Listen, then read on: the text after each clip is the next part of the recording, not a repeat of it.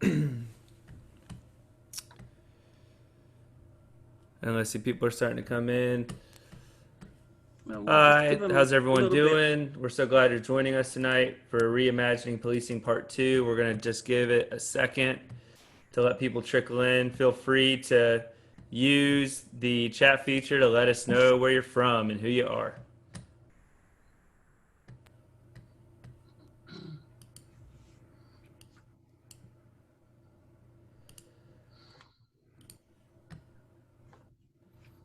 All right, we're up to 150.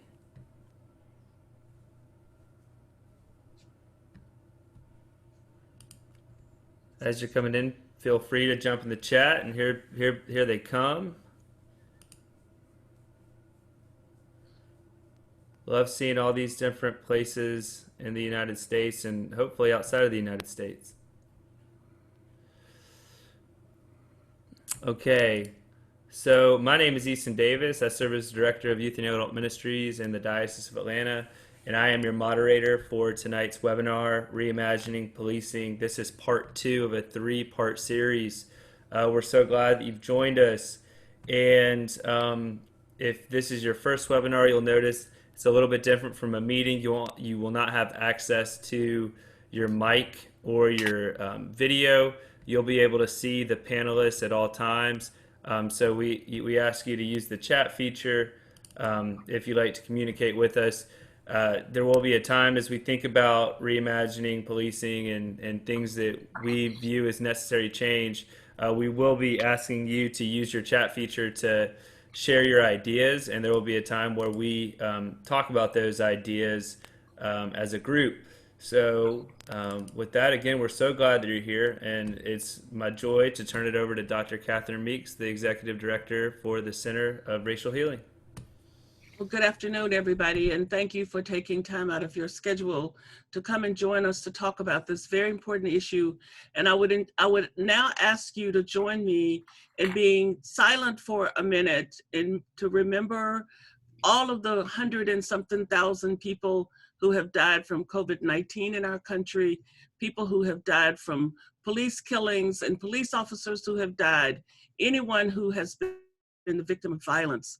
Let's start this conversation by spending a minute being silent in memory of them and recommitting ourselves to doing some work to try to change that narrative in our country.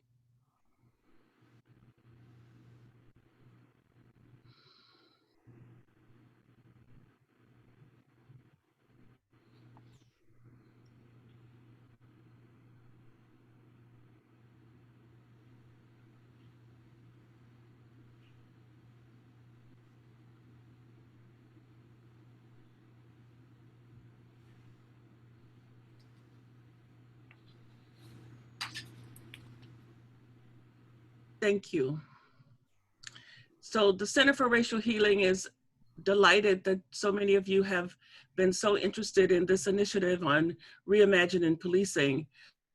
We believe that this is the most important issue confronting us right now, that we as a people have got to come to some place where we can do public safety and have everybody be safe and go home well and alive at night, both the workers and the folks that are having to be involved in whatever the system is we have. And we believe that people of faith need to be standing up to the plate and struggling with finding ways to ask new questions about how to go forward and seek answers that can actually lead us somewhere beyond simply talking. So these webinars are a first step for us for the center. And we hope that people all across this country, particularly people of faith and goodwill, will start stepping up to the plate to talk and to imagine and to try to see how to reimagine what we can do to make our country a place that it hasn't ever been before, where we can, all of our citizens can be treated in equitable fashion, and we can actually be acting like we believe that God does live in everybody, and we need to be trying to see God's face in the folks that we encounter. So it's with great pleasure that I introduce this marvelous panel that we have. I'm so proud to have the intergenerational part of the ways in which we are trying to do things, because I believe that we've got to be talking across generations and really learn how to listen to each other and respect what each other brings to the table. So what I will do is I will introduce each panel person as they are going to speak. And the first panelist is Elliot Watts. He's a young attorney here in the Diocese of Atlanta, a member of the training team for the Center for Racial Healing, and just an amazing young man who's on fire for justice. And it's a delight to welcome you, Elliot. Thank you. And go ahead. Okay, great. So thank you again to Dr. Meeks, to Easton, to the center, particularly Dominique, Sandra, and their team, and also to the fellow panelists, including the reverends and the former police officer, Jeff, and particularly Bishop Jose. I'm actually a 7th generation Episcopalian, with one of my great uncles being Henry Beard Delaney, our church's first African-American bishop. So it's just a tremendous honor to be on this panel, I'll say. And thank you to you all who've logged in for the opportunity to continue to participate in this important discussion about reimagining policing. And I spoke last week about policing's history in the United States, and today I'll get to the so what portion. That is, so what are we going to do now? I did want to take a moment and acknowledge that I know many of you associate the police with a sense of safety and peace of mind for you and your family. And so you perhaps could not fathom a world in which police do not exist in the capacity they do today. Again, as I mentioned last week, I grew up in Fayetteville, Georgia, and I'll say hello to Reverend Rita, who's a reverend from Fayetteville, Georgia, who's on tonight, I saw. Fayetteville is an Atlanta suburb. In my neighborhood, there was 0 police presence. So I can say firmly that I hear you, and I ask that you come to this conversation with open ears and an open heart for your neighbors, for whom police have shaped an entirely different reality for generations and their families. No matter what you believe, I hope that you wish for others the same life, liberty, and pursuit of happiness you've been afforded. So we spoke last week about policing's origins in the US as a way to suppress labor originally and later to capture escaped slaves. We already talked about the war on drugs and how policing is the entry point for the 2 million in jail and the touch point for the 5 million under carceral control, that is on parole or otherwise under the police's surveillance.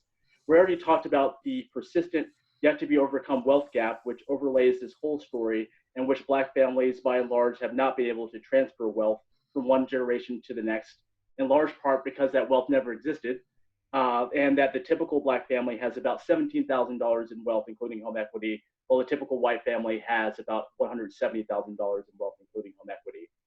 The question remains about justice and how it could be accomplished today. I'll start by saying that if we really want to solve this problem and not just nip around the edges, we will need to work to end completely the war on drugs and to push many of the problems that we consider criminal today to be handled as public health issues in which force is never applied. Indeed, a new police or public safety unit to replace its current motto of to protect and to serve with the motto do no harm.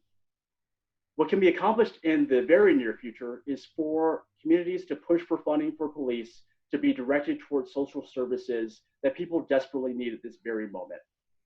Again, police funding has nearly tripled since 1977, and many of our social services have been gutted.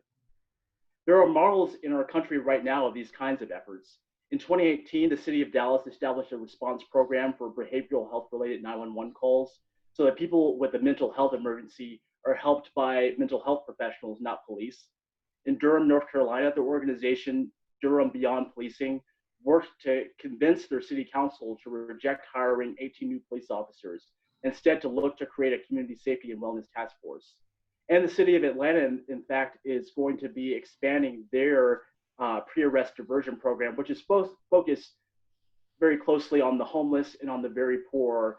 But that's just one sign of the kinds of efforts to direct funds and direct resources and reallocate them toward social services. And that's why people are picking up the phone to call 911 many times. Atlanta has spent over $150 million or more every year since 2010 on policing. And the Atlanta City Council did just approve a fiscal year 2021 budget in which over $200 million will go toward police. And here's one exercise that you can do in your community today or in the next week or soon. Find out the amount of money budgeted for police.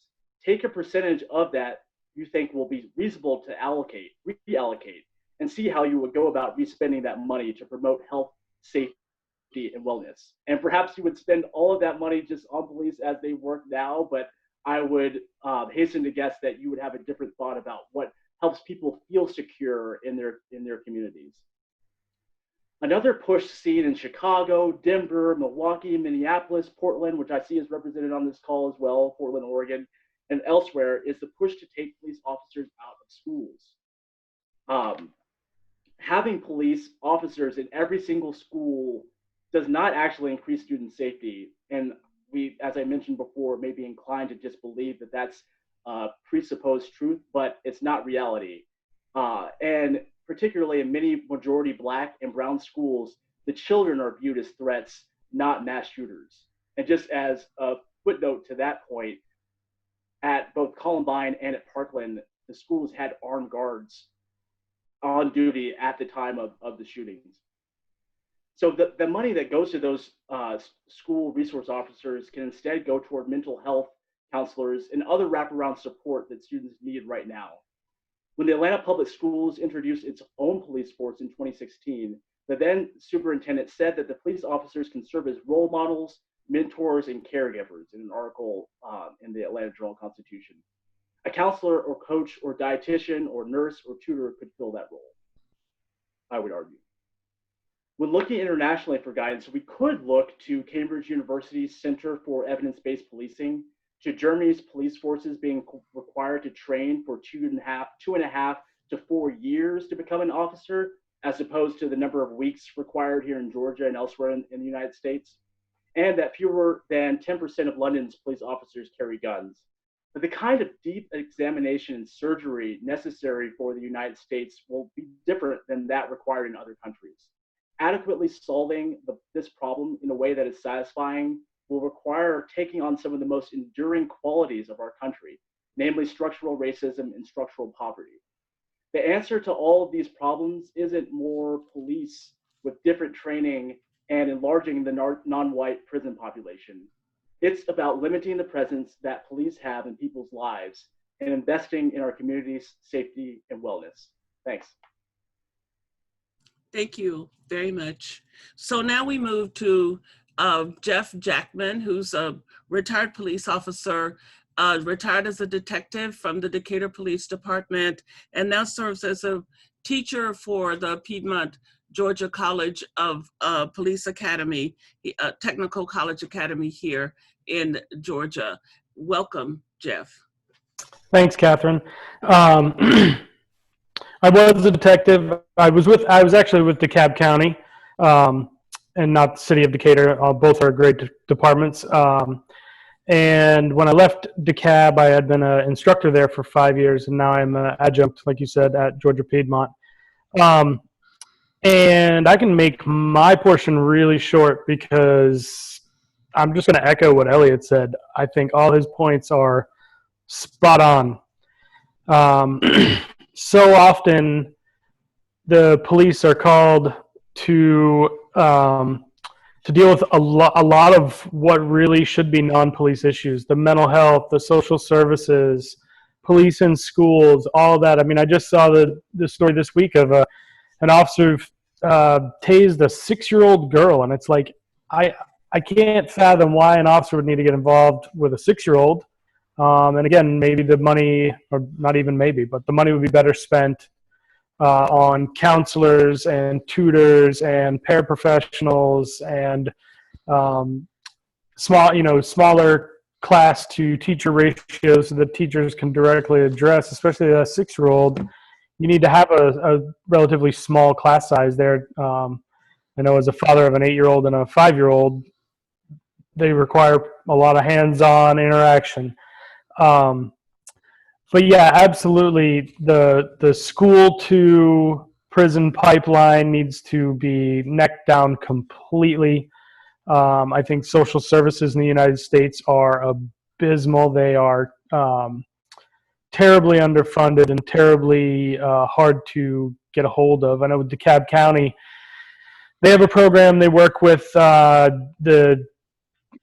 and I'll probably get the name wrong, the Department of Mental Health with DeKalb County. They have a mental health officer who's actually a nurse, and he rides with a dedicated officer, and they go and handle and check up on people with mental health needs, or if they are available, they will go and handle mental health calls.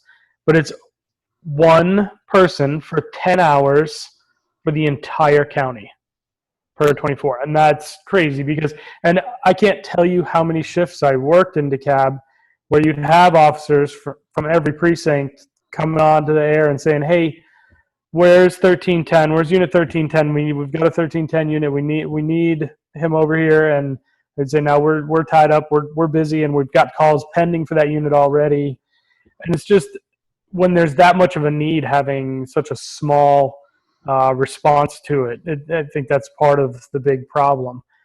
And absolutely, kind of working backwards through Elliot's points, the war on drugs, that's, huge, because really, are we treating addiction with punishment? That's not, it needs to be treated with assistance and not with just arrests and 3 strikes and imprisonment.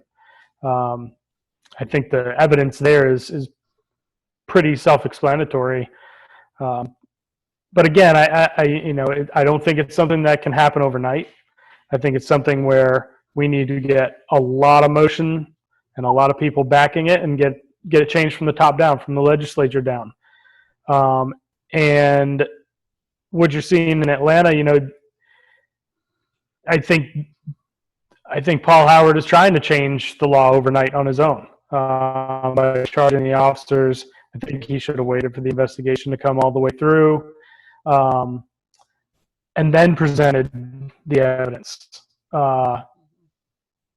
But yeah, absolutely, it needs to be a systemic and widely based change and redirection in funding to schools, to education, to social services, and taking the load off of the police departments and letting them handle true police issues. So yeah, I think Elliot was pretty spot on with all that.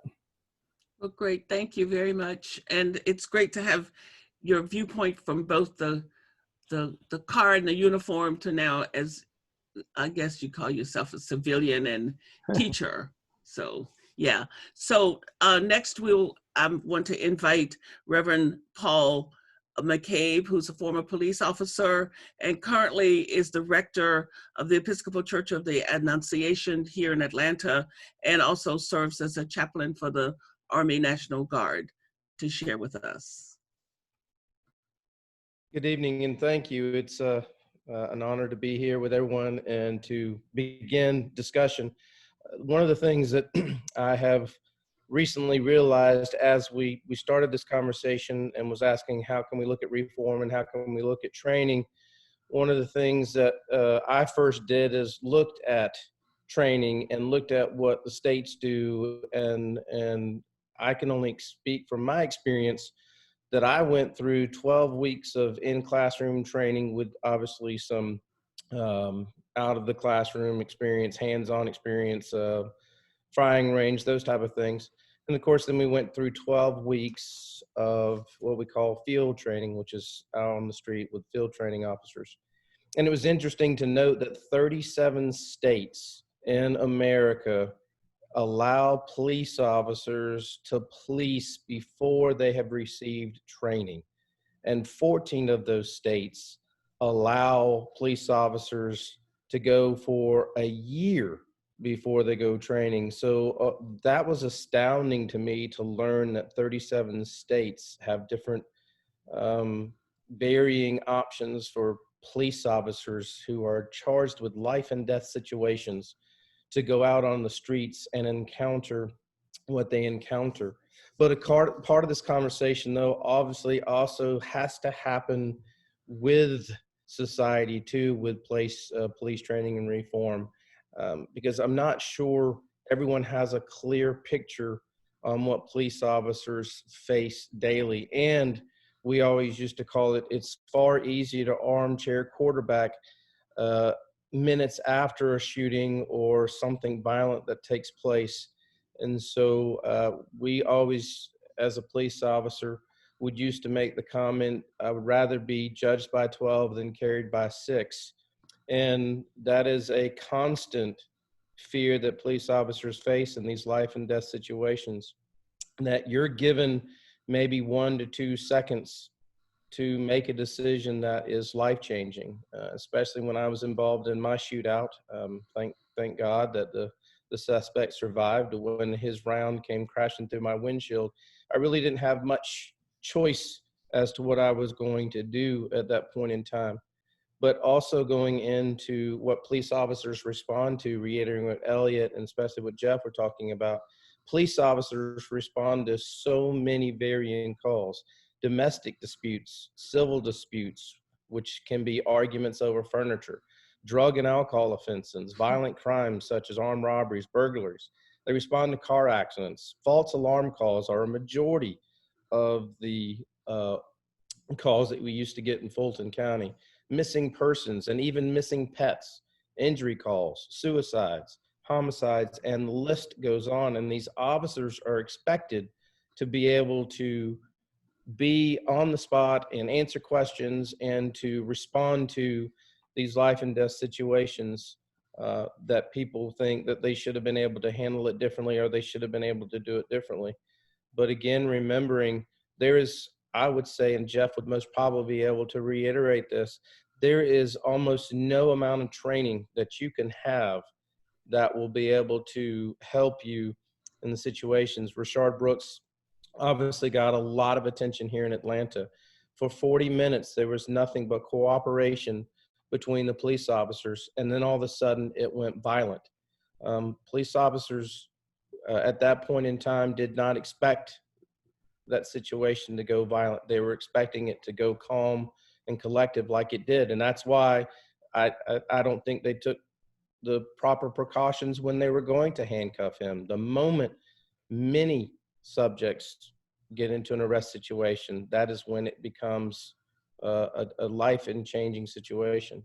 So a part of this would be and this conversation is, what do we want to do for training? We also need to understand what our expectations are in these certain situations, on what they expect officers to do and how they expect officers to go about and be involved in these situations.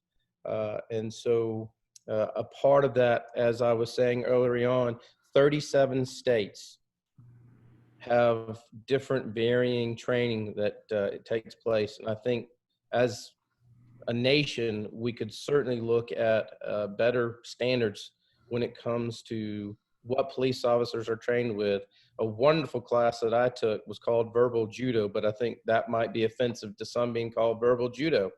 But it was a phenomenal de-escalation class in which I could talk most suspects into the back seat of my patrol car without any violence or without any injury, and then effect an arrest without anybody getting hurt. So the best tool that police officers have is not their weapons, it's their brain that teaches them how to encounter these situations and do so hopefully in a non-violent way. And I would say at the end of the day, if a police officer goes home and individuals go home safely, or sadly, if they are arrested, they go safely to jail, that's a good day. But hopefully we can look at these calls and expectations of what police officers will respond to. I'd love it if police officers didn't have to respond to car accidents for insurance companies.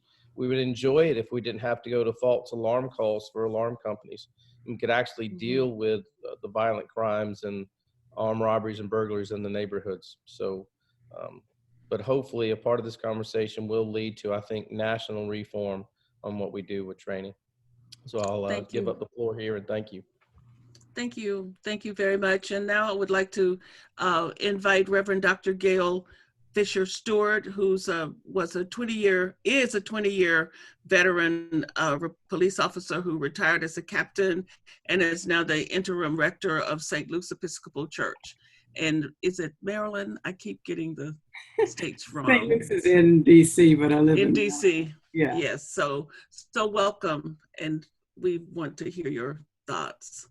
It's good to be here and to have an opportunity to join this discussion, because Dr. Meeks, one of the things you always say, that this is about healing, right? And you can't heal until you diagnose. And too often we see a problem and we want to go to solutions without diagnosing what is in the middle, what is truly causing the issue. And when I hear calls of reforming the police, I joined policing in 1972. 4 years after the riots, after King was killed, and retired in 1992. We have been reforming the police since the 60s. And here we are in 2020, still talking about reforming the police. In fact, if you look at the history of policing, I'm sure Elliot talked about that last week, there are three reforms. You have the early or the political, you have reform that started about 1930. So if you want to go all the way back to 1930, we've been reforming since 1930. The thing that we have to understand, and this is part of the diagnosis, is that you're trying to reform the most efficient and effective governmental agency we have, because it actually does what it's supposed to do, which is to surveil and control Black and brown bodies. Mm-hmm. And we could add anybody that is not white, Anglo-Saxon, Protestant, straight male gets a look at. And those contacts can end in death. Because as we look at what has happened over the years, and in 1991 with the death of, give me his name, LAPD, Rodney King. Okay? That's how far I go back, even further. With Rodney King, the chief of LAPD at that time, Daryl Gates, said that that was an aberration what happened to Rodney King. Yeah. That was a lie. The aberration was that it was caught on video. Because even as we're speaking now, there are people being stopped for no other reason than the color of their skin. Mm-hmm. There's a protester here in DC who has said, when your complexion is the crime, you're always armed and dangerous. Mm-hmm. And so a simple contact can end in death. And so as we want to diagnose what is going on, we have to acknowledge, and Kelly Brown Douglas said this after the uprising with the Freddie Gray case, that the Black body was never meant to be free in this country. Never meant to. There was not a plan in 50 years, 100 years, 300 years that there would be freedom. Freedom was forced on this country. Black freedom was forced on this country. And if you think about it, final emancipation was 1865. It's only 35 years between 1865 and 1900. If it had not been for that war, we might have had slavery into the 20th century. Mm-hmm. And for those born in the 21st century, that might sound like a long time. But for those of us born the midpoint of the 20th century and to the left of that midpoint, that's a little bit too close for comfort, that we could have had enslavement. And so as we look at this, and Thomas Jefferson understood that slavery was a problem. He likened it to holding a wolf by the ears, that you could not hold that wolf forever because the wolf was so strong that it would get away from you. And when it got away from you, it would destroy you. And you could not voluntarily let that wolf go, because when you let it go, it would turn on you and destroy you. That wolf is still here today. We are the wolves. And so we must be constantly surveilled and controlled so that we don't turn and destroy. And so as we look at this whole issue and diagnose, what we have to do is be comfortable with 4 statements if we're going to do anything. The first statement is that race is baked into the DNA of this country. Some call it America's original sin. But we got to get comfortable with that without feeling that I'm being talked about. The second thing we have to be mindful of and accept is that this country is racist. Color determines life chances in this country. The third, when you have any society, be it racist or not, you need an organization, a group, an agency that enforces the rules and regulations of that society. In America, policing is the enforcement arm of a racist society. And then the fourth thing is that, again, the purpose of policing in this country since before slavery is to control Black and brown bodies. And once we can accept that without feeling bad about ourselves, then maybe, just maybe, we can do something that would truly change policing. Because as I was telling someone, if you count the years between active policing, teaching, consulting, been looking at this for 48 years. And the same thing we were talking about when I began policing, we're talking about it now. And so if we're truly going to do something, we have to acknowledge those things as truths. And also on the part of police officers, the individuals, the human beings who are police officers, they're pawns in this system. The majority of police officers join policing because they want to make a difference. Or they join policing because they've been victims of police and they want to change policing. But once they get involved in policing, what happens is that that culture is so strong that unless they constantly assess themselves each day, they can find themselves doing things they would never think about doing. If you just look at that picture of former Officer Chauvin with his knee on Mr. Floyd's neck, you have to ask, what was going through his mind? What was he thinking? He knew he was being videoed. People were asking him to stop. Mr. Floyd was asking him to stop. What was going on as he was murdering that man? Did he not think he'd be held accountable? Had the culture told him, Black folks don't matter, so don't worry about it, even if you are arrested? As it was says, I'd rather have 12 people try me and acquit me, right? All of that is involved. So until we actually clean out the wound, all we have done in the past and all we will do now and in the future is put bandages on the problem, and those bandages will become just as infected as that wound, because nothing that has been put forth by legislatures is anything new. And if we keep doing the same thing and expecting something different, I think they call that insanity. And so it is important that we have training, that we change the training, particularly for recruits and in service, that talk about the real nature of policing in this country, the true history of policing in this country, and that you're going to have to fight against this each and every day. Also understanding that there are racist police officers on police departments. Why? Because we draw from a racist society. So there are going to be some. But the majority of officers want to do good, but that culture is so strong. For example, if you just look, you're walking down the street and you're stopped for nothing other than walking down the street. Why does that happen? And then if you resist the fact that you've been stopped for doing nothing, you're charged with resisting arrest. Well, what was the original offense? What was the original offense? What you're really charged with is contempt of cop. You've ticked some cop off. Then you have this fact where white people can call the police on black folks doing normal things. That's terrorism.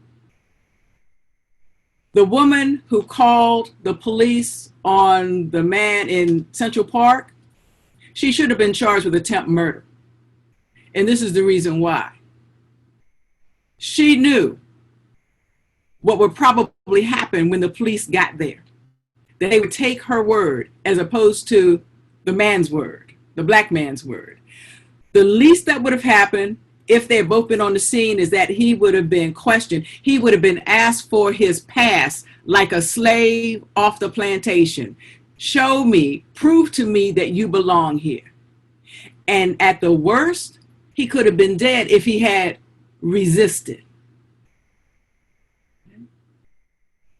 Mr. Brooks at Atlanta is dead because a drunk black man bested 2 white officers. That's why he's dead. You're not going to get away from me. And so until we can have those conversations, until we can bring the community and the police and do deep surgery on that wound, we're going to be here 30 years from now.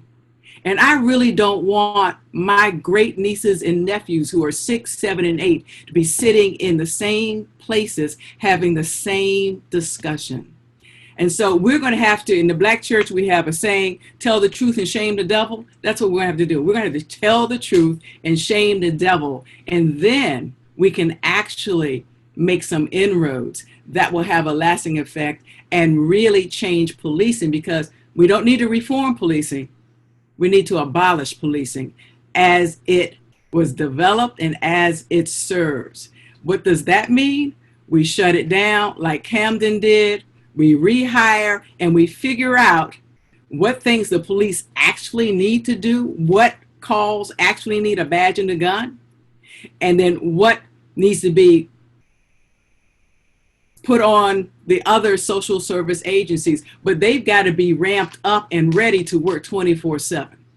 You can't tell some folks the social worker will be there in 2 days. They're going to have to be ramped up and ready to move. So until we have those types of conversations where we can tell the truth and not feel bad about ourselves, we're going to keep on having these types of programs. Yes, I could not agree with you more. And, James Baldwin has said that you can't heal everything that you can name, but you won't heal anything that you won't name. That's right. And I so agree. And this is one of the things the Center for Racial Healing says is it's a place where the truth can be told. Mm-hmm. And we need to do the truth telling and the reconstructing and understand that we're saving everybody's life. That's right. And setting up structures to save everybody's life. So thank you so much. So now I want to invite Bishop Jose McLaughlin to join us in sharing thoughts. And Bishop McLaughlin was a police officer in Florida who then went to work for the U.S. Justice Department and is now the 7th Bishop of the Diocese of Western North Carolina. Thank you so Bishop much. Jose. Thank you so much, Dr. Meeks, for this invitation. And thank you for this opportunity to be part of this panel. And thank you, Gail, for what you just shared. I was mutedly saying here, amen, amen, under my breath, because you've sort of providing the basis of sort of where I'm going to jump when we start talking about what it should look like. I want to say first that I am grateful personally for Dr. Meeks for her help to me for these past years as I've been bishop, as we've looked to find ways in which we talk about what it means to be a beloved community in this part of the world. I've been the bishop of Western North Carolina for 3.5 years. Prior to being ordained, I was a police officer in a major metropolitan agency in Florida, an agency with about 1,100 officers. And then after that, went to the United States Department of Justice, where I was for 8.5 years in Washington before going to seminary. And I'll talk a little bit about that later. So 2 areas that I want to focus on when we start talking about, which builds actually not only on the comments that we've heard tonight, but actually on the comments we heard last week. These actionable steps, the sort of the after the hype as it's been discussed. And one that I feel very strongly about is the first is the necessary call that we as religious leaders need to do in building relationships with law enforcement officials. As you heard from my brother Paul, life as an officer is not easy, and it's tough. And normal life as an officer, and I'll speak for myself, you think about your own safety, you think about the day-to-day, you think about your family, you think about when you leave for a midnight shift, will it be the last time you see your family? You're trained to change your habits. Don't always drive the same way when you go to the station. Don't be predictable. People are watching, people are noticing. It's easy to isolate and live in fear. One of the most frightening instances is when you're a police officer in plain clothes on your own time in public and someone shouts at you, "You're the one who arrested me." And the confrontation that you're concerned about would happen. So it's easy for officers to isolate and feel this constant sense of threat. Now, I'm not saying this as a justification because you'll hear more, but it's to understand that we have to be the ones to bridge the gap. We have to be the ones entering instead of throwing blame or taking the easy way to say all these officers are bad, every officer is bad.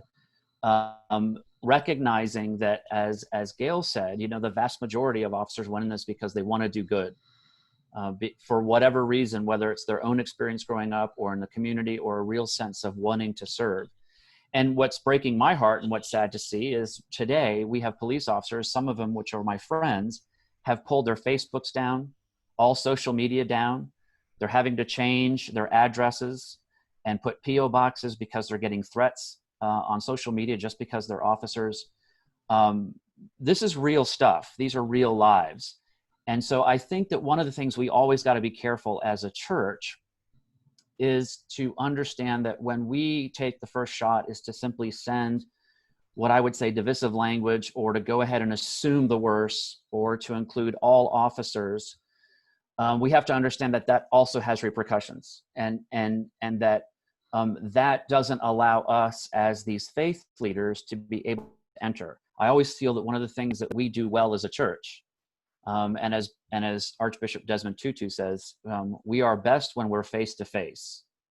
And if we, the leaders, are also involved in sort of getting this swell of anger, it's hard for us to have that presence. So what I suggest to leaders in the church, especially bishops in many cases, is you have to engage. You have to start reaching out to these chiefs, to these sheriffs, to these executives in law enforcement, and just invite for conversation. I have done that not only as a priest, but especially as a bishop. I have met with sheriffs and chiefs of police and formed relationships with them.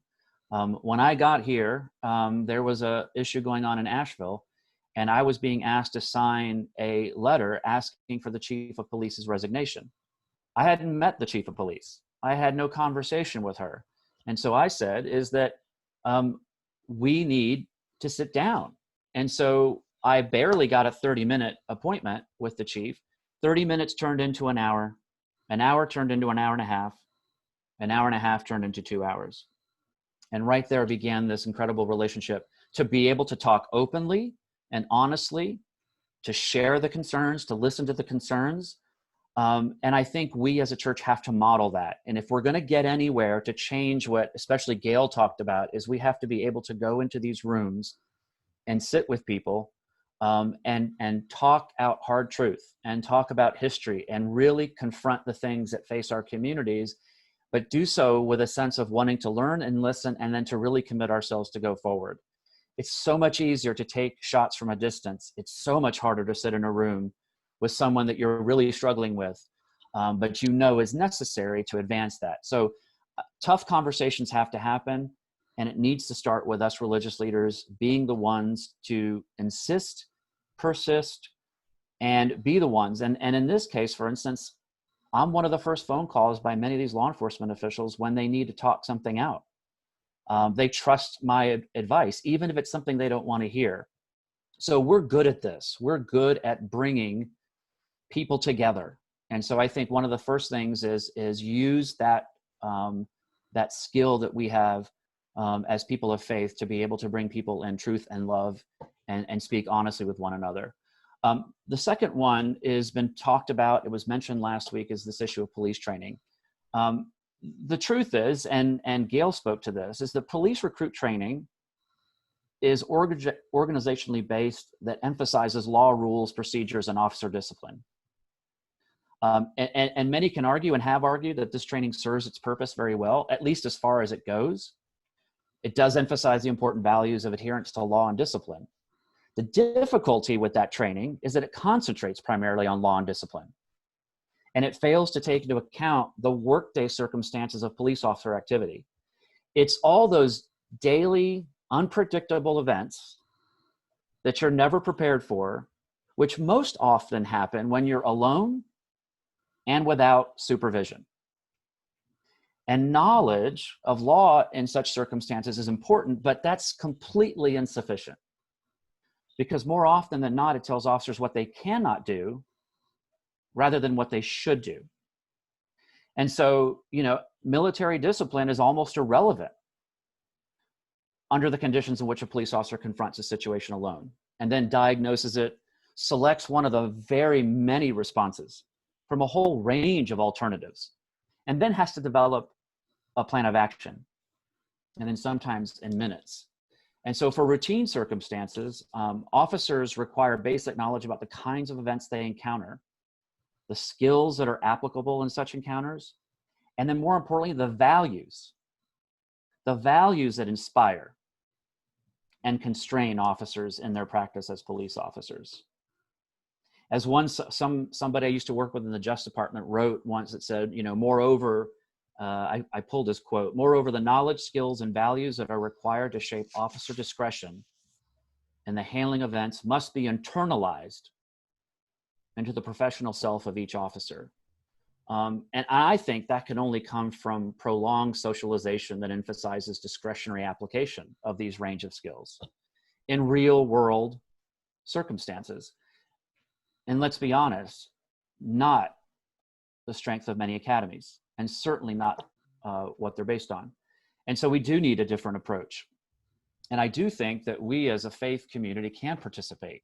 And sadly, and Gail's mentioned, I keep turning to Gail, I just want to have her next to me so we can have this conversation. And we will. Many efforts have been worked on. This has been talked about over and over again. And the little dirty truth is that some of these practices have not made their way to the top because they've been intentionally put aside.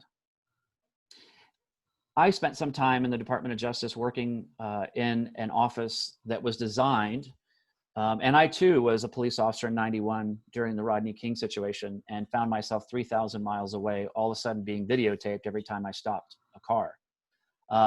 And so one of the things that I was involved in, I was the deputy director, and then I was the acting director of the Office of Police Corps.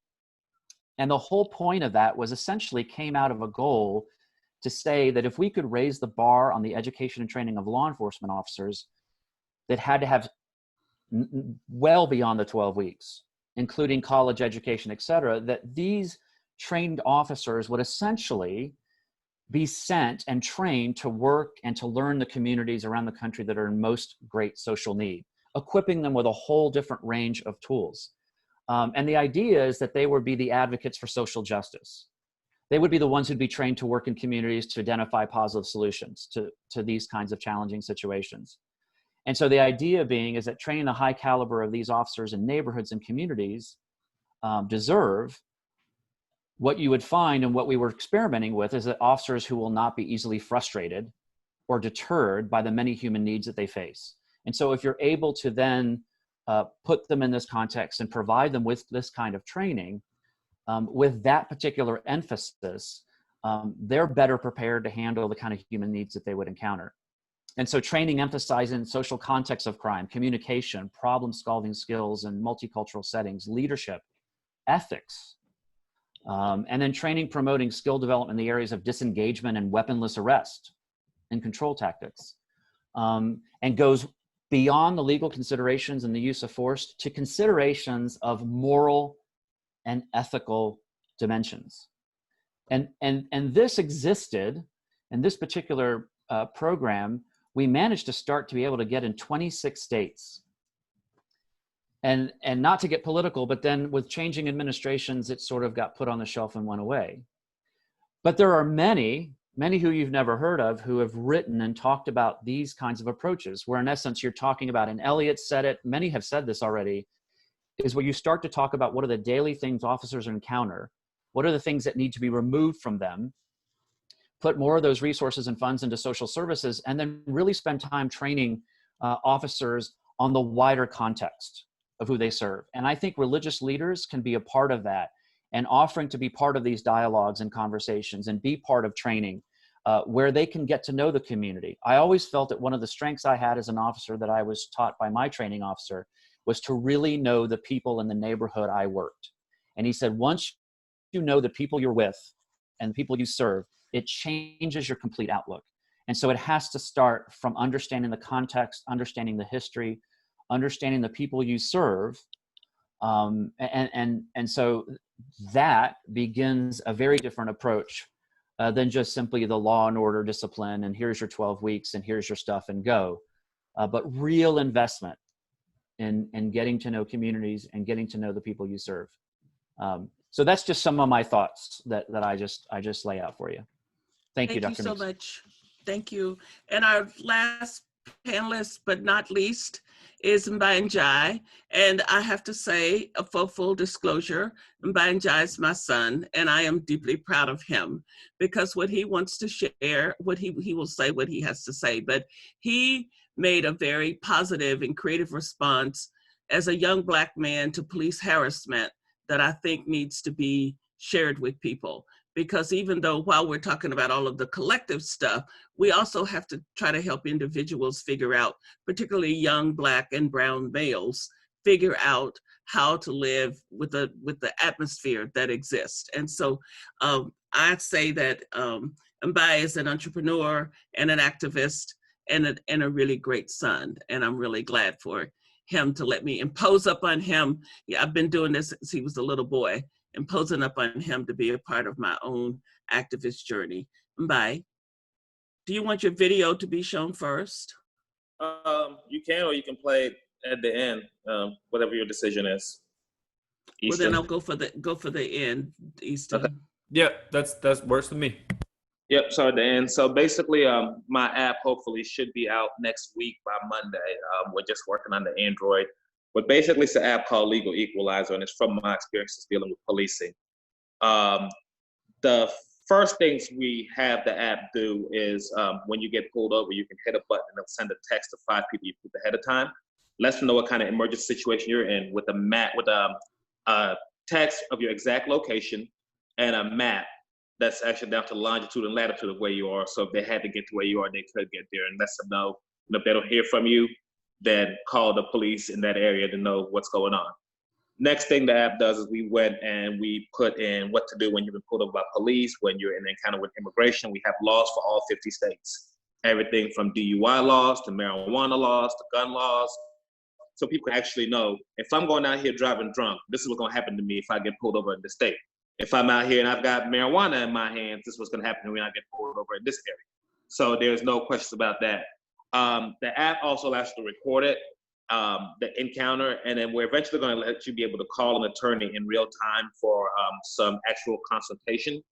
But the one we're releasing now, for me, is I built it based on the point of view of having a Black mother who worries about every time I drive, and parents. So rather than, all these years we've seen recording after recording after recording of people getting shot, beaten up. Rayshard Brooks was a recording. George Floyd was a recording. Sandra Bland was a recording. So we keep seeing these. So rather than this on Monday, starting with that, when we get pulled over, I'm making it where you're gonna have 5 witnesses. I'm gonna have it where now I send that text to my mother and 4 other people, they get a Zoom link. And by the time the officer comes to tell me why I'm pulled over, they're gonna have to explain to my 5 people why I got pulled over as well. And so on the officer end, it's not going to be any more dangerous for you because guess what now? If that person wants to harm you, we got that recording of them trying to harm you. So it's going to be an overall for everybody on that end of things where we get that. And part of the reason I built that, like I said, is because of my experiences with policing. And, I hear, from the officers here about how difficult policing is, how tough of a job it is, which I agree. But also on my end, I have that same fear, if not greater, when I go out every single day as a Black male in America for no reason besides the color of my skin. I've been pulled over, I've been harassed, I've been stopped more times than anybody can ask, just simply because of the color of my skin. And I'm not the one with the gun in that situation. You guys are the one with the gun in that situation. So when I keep hearing about reform and reform and reform, I've been studying this. The first time we mentioned police reform was back in 1896. Every decade since the 1800s, since the 1890s that we've been reported, we've had a riot in this country over police beating up or killing unarmed Black people. And so rather than reform, so we keep hearing this stuff about one bad apple, one bad apple, one bad apple. But I'm like, growing up, my mother and my teachers taught me that one bad apple is for the whole bunch. So how many bad apples do we have with policing before we realize that the bunch or the tree is spoiled and it's rotten? And it's got to be uprooted from the roots itself. And the issue with policing that we've never really discussed, I know Reverend Fisher brought this up, Stuart brought it up, is that when policing was created, Black people weren't involved in that creation of policing. We didn't have a say-so in what to do.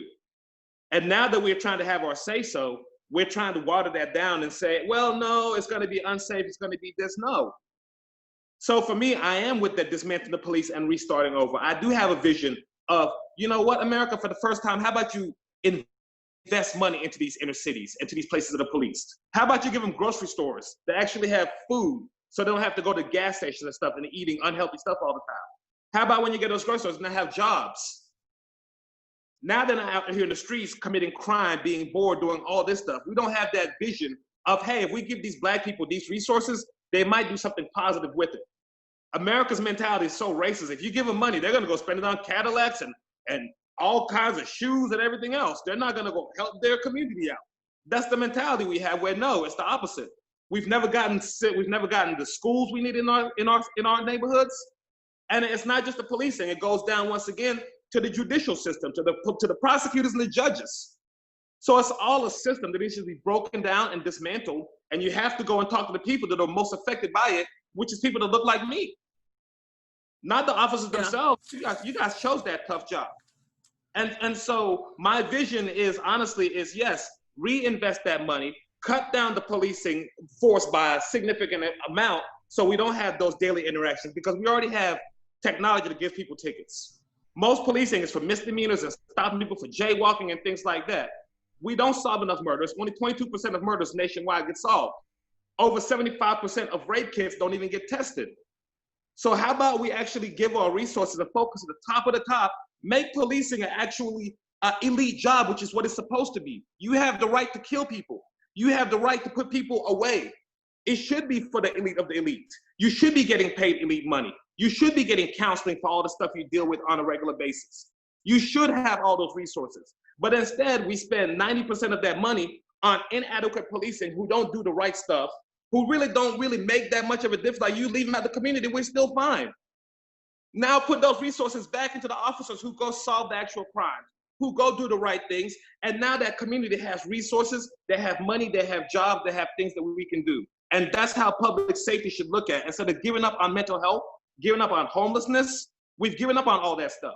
We can build mental health centers. We can build homeless centers. We can build job centers for these people. We can build rehab centers. We just gave up. It's like we've done with coronavirus. We just gave up. Yeah. And so we don't fight. Can you tell us a little bit more, the name of the app, and let us see the graphic so people can see what it is actually?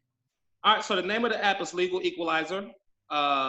Yeah, I'll open it up here, what it'll look like here. I don't know if y'all can see when we open it up. So it looks like a map right here. So we've made it look really, really pretty right here for you guys now. And then when we go here is the profile page where you'll see my name. And then as you can see right here, my rights. When I go to my rights, it's gonna have police encounters. You're gonna have immigration encounters, state laws, federal laws, marijuana laws, and what to do in active shootings. And when you go, even in there were state laws, as you can see, DUIs, reckless driving for all the states that we have in there. So you'll know what's there. Outside of that, we have this text message. When you hit it, it's gonna tell you, I need help for, and we give you 5 options, everything from police stop, general emergency, domestic violence, immigration, and active shooting. And it's now gonna send that text to your 4 or 5 people you picked with the kind of emergency and the exact location that where you're at that point in time. And what we've now added is we've added the Zoom now, where it's the same things, police stop, general emergency, domestic violence, or immigration. And when I hit that Zoom now, it's gonna send that text to my mother and other people there. They've got it, but now my thing is already a Zoom and it's already recording, and whoever gets on it can now actually see what's going on and record everything at that time. So that's what the app looks like. Like I said, the coding for it on the Apple side is done and ready to go. We're just waiting on an Android, which should be done by this weekend, and hopefully Monday or Tuesday of next week, we'll have a release for everybody to be able to download and use. What's it called? Legal Equalizer. And it does not allow people to interfere with the police stop. Say something about that. Right, yeah. No, I mean, so the thing is also, we've been kind of conditioned that you can't do anything to help yourself, but you are legally allowed to record police stops as long as you're not interacting or interfering with the actions of that officer. So if they're pulling you over for a ticket, there's nothing that recording that pulling over should do to interfere with them giving you that ticket. Like, I don't know how me recording them is gonna stop them from writing that ticket and giving it to me. So that's why we made it that way. And most of the app does tell people, be respectful of the officer. You know, we tell people, don't yell at them, don't get mad, be respectful, be calm. We let people know that stuff also about them. But, you know, at the end of the day, we have to have some way where, you know, when I get pulled over, I always text you anyway, and I let people know I've been pulled over. So this way now, instead of me sitting here having to write the whole text out, I can hit a couple of buttons, and, you know, you've got that text, and then now you can actually in real time see and hear why I got pulled over. And then you can also record it. And also on that end is, hey, now if you go into court, most of the times I could know 1,000% I'm right and the officer lied about why I went to court. But that DA and that judge are gonna believe that officer 99.9% of the time with my word. And now I have something with evidence that's gonna say, hey, here's the actual interaction of what happened. And so can we see the little video that you have?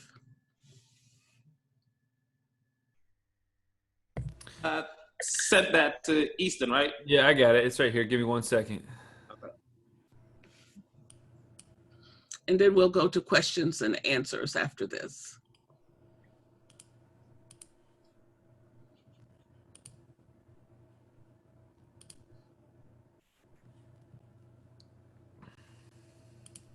So I've had this idea for about 6 years now. For 6 years we've been working on this app. Ever since Mike Brown, ever since Tamir Rice, ever since Trayvon Martin, Sandra Bland, like it just kept on going on and on and on and on. You guys have seen the development and the evolution of the app to what we have that we're releasing today. Now, what I've noticed in these 6 years is every single time we have these issues, we have hashtags, we have mournings. We always wonder what we do after the fact when somebody's dead. I'm tired of that. Let's be more proactive. That's why I created this app. That's why this idea of having witnesses in real time is something that means something to me. No more waiting until you've got another person that's been dead and shot in the street, another person that's been beaten up. Now moving forward, every single time, just go ahead and hit the app, open it up. You're gonna have witnesses. That officer is gonna have to explain to every single person on that call exactly why they pulled you over, exactly why they stopped you. No more random questions, no more questions about where you're going, what you're doing, and even better. Now let's say you go to court. Normally what happens? They always believe the officer. Always believe the officer. Guess what? Now you got 5 witnesses with recordings of exactly what happened. No more his word against your word. It's his word against the recording and against the words of 5 witnesses saw every single thing you happened. So at this point in time, we're not going to reform policing quickly. We're not going to reform policing overnight. We have to be more proactive rather than being reactive. So let's get ahead of the game. No more dead bodies, no more hashtags. Every single time you guys get pulled over, pull out the app and have your loved ones see why you're getting pulled over. When Bob first introduced me to this idea, I knew it was something I needed to be a part of. You know, over the years, I've been seeing so many lives being taken, and I knew that there was a possibility that I could make an impact. You know, being a CTO, I was able to channel my energy and utilize my technical skills to create an application that would save lives and educate people. Legal equalizer, witnesses in real time.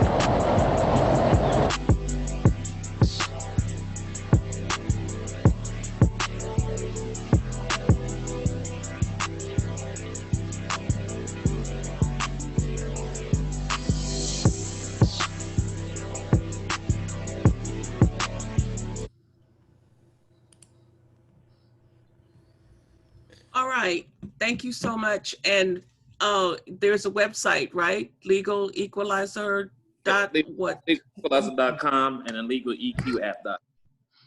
And after this weekend, the beginning of next week, people can download it and it's free? Yep. Yes, all right. One thing that one citizen did in response to police harassment, I think all of us have to find ways to make our peace with the environments that we find ourselves in, so that what makes me proud about Mbai's response is that he could just have put his energy into just hating police officers and being negative, rather than finding a constructive, creative response that could actually help him and other people going forward. It is, people need to really understand carefully, the app is not designed to interfere with policing. It's designed to record and protect both the citizens and the police officers. And some police officers have been very happy to endorse this app for Mbai as well. So anyway. And can I respond to that real quickly? I see a couple people saying that, and my response always is, in a quick sentence. Yeah, so my response is always, if a police officer is gonna beat you up or shoot you for recording or pulling out your cell phone, there's more issues than you just pulling out your cell phone than that. They were gonna do something to you before to begin with. So I don't look at it as that way. I'd rather be protected than me getting beat up and have a recording that my mom sees of me dead afterwards. So that's just my quick thing. And then happy birthday to Mia Rice, who would have been 18 years old today. Yeah, so I think Easton, you are the person to shepherd us through a handful of questions here. So if you could get started with that, that would be fantastic. All right, yeah, we've got a lot of questions. Okay, I'm gonna get to this one from Emma Siegfried. I'm seeing a lot of online comparing our training systems, 12 weeks, to systems in other countries such as Germany, which have training systems that take years. How do you feel about these comparisons? And I don't know if they're directed to any particular person. I'll let you know. I'll let you know if it's directed towards any particular person. I think that one would probably be best for our former police officers. And could you just handle this question and answers for a few minutes, please? I don't know, if you're looking at how long someone should be in training, it is difficult to really pin down whether 12 weeks, 2 years, it's difficult. If you go to school, if you go to college for 4 years, have you really gotten what you're supposed to get out of that 4 years? That's difficult. The problem is with policing, a lot of times when they're sent for training, it's a one and done deal without proper boosters. You go in, you come out, and I don't know, if you're like me, I can forget as soon as I come out of the course. So it has to be ongoing training, ongoing reinforcement for it to set in, and also for it to seem like it's actually important. Because a lot of times, okay, something happens, you send them in, and they realize this really isn't important because it's just a one and done. So it has to be ongoing, and it has to be up to date, and it has to be experiential. And one thing about adults is that you need training that they need to use immediately. Don't give them something that's going to take 6 months before they have to use it. So it's really looking at training, what it is we want people to do, to know immediately, and that they're constant reinforcements of that training. So whether it's, 3 months, 6 months, 2 years, you really can't determine with exactitude what an officer would need. But it has to be ongoing. All right, would So anyone else I like? would, Yep, go ahead, yeah, Bishop. thank you, Easton, and thank you, Gail, for Reverend, for those words. And I would just sort of respectfully push back and just say that training reform, at least the evidence shows that it has not helped. And I think that, just to get back to points that we were raising earlier about really digging in and dealing with the structural racism, dealing with the white supremacy, um, in addition to dealing with structural poverty. There's also the question I saw my fellow St. Luker, Elaine DiCostanzo, raise the point of militarization of police. That actually came from, or could be, or most directly to, the professionalization of police during the Lyndon Baines Johnson administration. And to reach the bishop's point about sort of partisan issues, this is one of the odd areas in our society where there is actually sort of bipartisan consensus between neoliberal groups and between neoconservative groups to say that, well, policing certainly should continue in some form, and that, well, we'll change training, we'll add body cameras, we'll diversify the police. None of this stuff has worked successfully. And there's lots of evidence and writings about the challenges facing this. And I just think it's throwing good money after bad, and that the money ought to be invested in areas that work. And I speak both coming from a lawyer's perspective, but also having experience as a consultant. And just like the deep dive analysis we talked about in this conversation, finding the things that work, finding the things that don't, funding the things that work, and getting rid of the things that don't work. And unfortunately, a large majority of policing is about, as you explained, Reverend Gale, harassing, controlling Black and brown bodies. That's literally the history of policing when we go back to the 1800s. And before that, as I talked about last week, and I won't bore everyone, but in the 1600s in Boston and New York, suppressing labor. It has always been about enforcing a particular kind of order, top down, white male hegemonic, onto our society. And we have to, at some point, really tackle with the challenges that Martin Luther King Jr. put forward to us in saying, we're not going to put up with white supremacy, we're not going to put up with racism, we're not going to put up with poverty. And it's not going to come from changing the training, unfortunately. It's not going to come from diversifying the forces, unfortunately. The force that killed George Floyd were well-trained, diverse, like they were the picture of the modern police force. You also have the public-private relationship between Fortune 500 companies, Target, 3M, et cetera, in Minneapolis. It's all like that. That example is just should scream to us that the changing, training, diversifying, et cetera, it's not enough. It's not going to change things. We have to do much more, and unfortunately, there's not evidence to support that training will make changes to training will make the difference that we want to see. Mm-hmm. Why don't we move along to a few more questions, because we're running out of time. Thank you, Elliot. Yeah, there was I think a great question for people that aren't necessarily considered to be in leadership for the church. I was looking for that one. Let me see. Yeah, I'm not finding. Okay, here we go. This is from Kathy Amos. How do those of us who are not in positions of leadership within the church become effective allies for change, especially when there doesn't seem to be any real will for involvement from any of the local churches for everybody?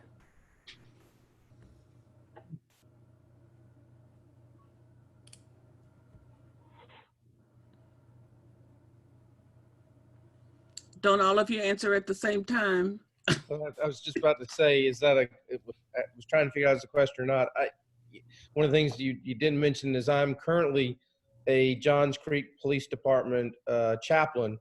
And in Atlanta, if anybody was paying attention to that, the Johns Creek Police Department chief wrote a Facebook private post, went out to his friends, and now the police department is currently going through what we are doing, or steps to combat and basically to help the situation by bringing in outside individuals to come and talk, Black Lives Matter movement people to come and talk, and actually begin to listen to the officers some of the officers in the department who have felt for a while that things have been unanswered and taken care of. So, some priests said that they don't know how to talk to police departments or talk to chiefs.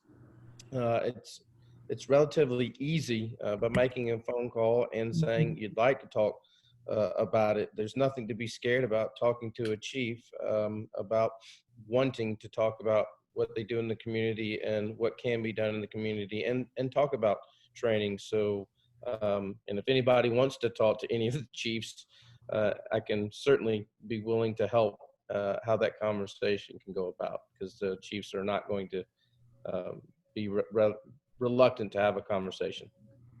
Yeah, And a lot of chiefs have citizens advisory boards. These are not the review boards, but they're citizen advisory boards, and you can always apply and call and get on there. And so then you have the chief on speed dial. So there are any number of ways to have relationships, to form that relationship with the department, so that when something happens or when something doesn't happen, you can go straight to the chief. And I was going to say also that I think one of the things that I mentioned before is that what ends up happening is that everyone isolates within their own world, and as anger grows and as that fosters, then there's no communication. And what I've often found, even with police officials that have been really entrenched or embroiled in a tough situation, they are eager to talk. And often what they'll ask me to help, or they'll ask other people, is to say, could you organize in your own neighborhood an evening for conversation? I really would like to talk. And so they're looking for allies so that they can have an opportunity to talk and engage a community. So you'd be surprised by the number of officers and chiefs who would be very willing to come to your community center, or because they're anxious to have a conversation, because they're often isolated and they don't hear what's really happening. And so you will find, and as Paul said, I'm happy to have this conversation further, but you will find it is not as hard as you think. And they often are very welcoming of it, and really would love the opportunity to have these kinds of conversations. I've got two questions that kind of run together that I think are great for us to get to very quickly. And that is the Episcopal, this is from Tara Mincer. The Episcopal Church has access to so many white people. Can we do more from the top to orchestrate conversations between white Episcopalians about the four things Rev. Gail Fisher Stewart correctly assessed as the crux of the problem? And Reverend Gail, and someone also asked, they wanted you to identify those four areas again. So if you want to jump in to start us out here. I mean, I can go ahead and put those in the chat while somebody else does the talk. Yeah, and it will be it's being recorded as well, so people can go back and listen at all of this again. So if somebody wants to speak to the question about the whiteness and gathering white people to have the conversation, I think isn't that what that was about? Yeah, I think it's primarily about, from the top to orchestrate conversations, with white Episcopalians on those four areas that Gail shared with us. I'm sorry. Well, I'll just jump in quickly before Gail finishes typing, just to say that for folks on the call and for folks who are in Bible studies, etc., with folks on the call, just educating yourselves and become really spiritual warriors to be able to go out and to talk about the truths. And we live in a society that really blocks out a lot of truth. Being able to talk to folks in your parish, white, black, or Latino, etc., about what's actually going on in society, I think would be a big motivating force to pushing forward in this way. I was going to say real quickly that I think a lot of white people hesitate to talk about race because it's an uncomfortable conversation for them. Because when you start diverging into that conversation, you're going to have to start looking deep not only yourself, but as well as your family. So I tell them, like white people love bringing up Dr. King, but at the time of his death, 75% of white Americans didn't like him. So what does that mean? Normally that's like 3/4 of either your parents, your cousins, uncles, aunts, things like that. White Americans overwhelmingly support the civil rights movement. And so when you look at that, these are uncomfortable conversations. So they know what race is, they know what the issues are, but it's just getting out of your comfort zone to speak about that issue and speak with those people you care and love about, because you don't want to feel like you're attacking them. You don't want to feel like you're accusing them of some stuff, because it then becomes personal. So that's the thing, is having to get over that uncomfortability of, okay, I'm really talking to my parents, and I'm going to ask them truly, how did you feel about, you know, the civil rights movement? Or why did you move from a public school to a private school in 1963? You know, things like that, where now you're starting to ask, why didn't we have any Black neighbors? So those are the kinds of questions you have to ask. And it's that uncomfortable conversation that white America refuses to have with itself, because it's going to also destroy your notion of what America is and your beautiful upbringing of what it was and how great it was. And so that's the conversation you need to have. Easton, do we have time for one question? Well, I mean, you know, Catherine, we're at 7:56. I guess we don't. Yeah, I So think we should stop here. Yeah, I just. So if the panelists would, do you have the graphics for us to tell people about the campaign? I have the graphics. I can probably pull one up really quick. I was gonna. I did put in the message where people could give money to the center. So I will. The center. But let me just say briefly, the Center for Racial Healing is always needing to raise money, because we have to keep ourselves going.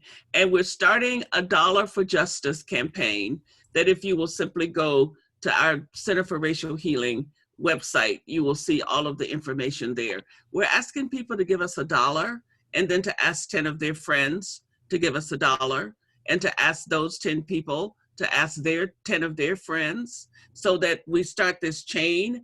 We believe with all of the millions of people that are in this country that we can do a significant fundraiser by simply asking people for $1 in this time of so many people being unemployed and so much hardship. We did not want to have our ask be a hardship, and $1 is not a hardship, and if it adds up. So please take this into account and go and visit. You can find this on our website, and we will send this out to the folks who are also, when we email you, we will include this information in your email so you can be remembering how to do it. I would just like to ask the panelists if you could say a sentence or two to close out, because we are at the hour that we promised to be done. And I want to thank everybody. And as I said before we started, thank you, Easton, for being our technical assistant again in such a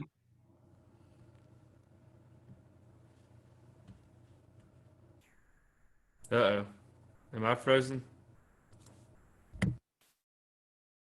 good way. And thank all of you.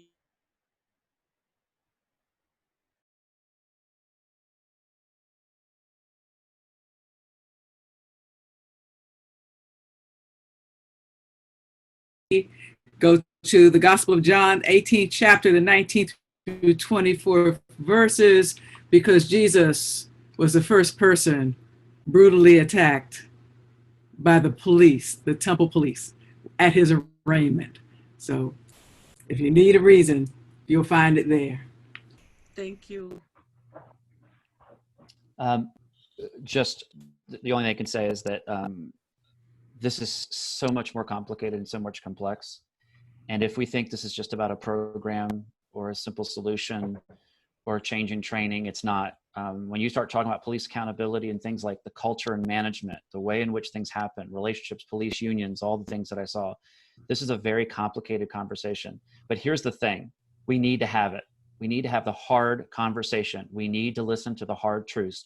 We need to listen a lot more than we're talking and understand what is happening. And then more importantly, be ready to act. We are not a passive people. We are called to act. We pray, we discern, we reflect, we listen, but we act. So all I can say is act. Do this for the long haul. There is so much work to be done. Jeff? I'd just like to say thank you to everybody for tuning in and participating in this discussion and everything. And thanks to you, Dr. Meeks for inviting me on this panel of brilliant people who are saying things that I'm thinking, but are saying them in such a more eloquent manner than I probably ever could. So what Bishop McLaughlin just said, great. I'm really not involved with a church or anything like that, but I love the, You're act welcome, thing. Jeff. That's Come what on in. but I love the act thing, and that's kind of where I'm at personally with my journey, is that I have kind of made a commitment to myself and to my friends of color that as a white man, I'm done with invoking my privilege and sticking my head in the sand on this. I'm going to be vocal. I'm pushing the issue wherever and whenever I can. I'm having those hard discussions with friends. I'm challenging viewpoints. I'm reading and educating myself, and encouraging others to do the same, because I think, and the theme that I kept coming back to through this whole thing, I think Reverend Fisher Stewart hit it on the head. The police draw from a racist society, so the police will always be racist. I've never heard it put that way, but it makes so much sense, and I think that's such a smart view. And I think that, yeah, this has to be an instrumental change of our nation. And when you start looking at, comparing it to other nations' training and stuff like that, it becomes very hard, because other nations don't have the history with race that we do.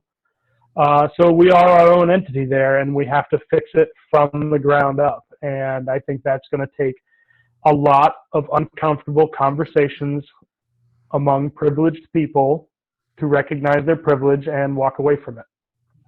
So thank you, and I'm glad to be here for part of that. Thank you so much. Reverend Paul? Yeah, I think it's a wonderful opportunity. So thank you for having me, Dr. Meeks, and I'm glad that we had as many were a part of this conversation.